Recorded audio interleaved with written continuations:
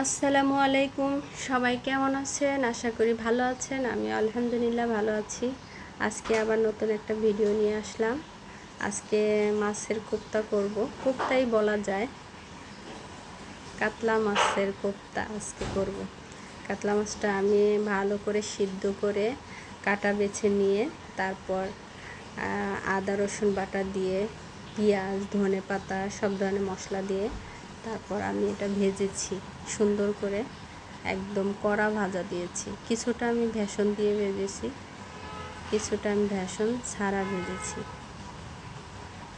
এরপরে আমি পেঁয়াজ দিয়ে দিব প্যানে। পেঁয়াজটা আমি সুন্দর করে ভাজবো আগে, ভেজে তারপর আমি আবারও আদা রসুন বাটা, হলুদ মরিচের গুঁড়া, ধনিয়া গুঁড়া এগুলো দিয়ে সুন্দর করে কষাবো।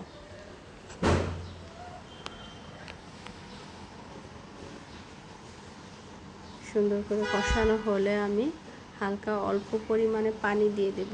এর মধ্যে কিন্তু আমি একটু পটলও দিয়েছি, পটলটা আমি ভেজে নিয়েছি একটু সবজি খাওয়ার জন্য, যে সবজিটাও যেন থাকে। তো এই যে আমার কোপ্তাটা কিন্তু প্রায় শেষ, পরিবেশন করেছি। ভালোই হয়েছে, আপনারাও ট্রাই করে দেখতে পারেন। আর সবচেয়ে বড় কথা হলো আদর খেয়েছে, ও বুঝতে পারে নাই যে এটা মাছ, কারণ মাছের ফ্লেভারটা আসে নাই।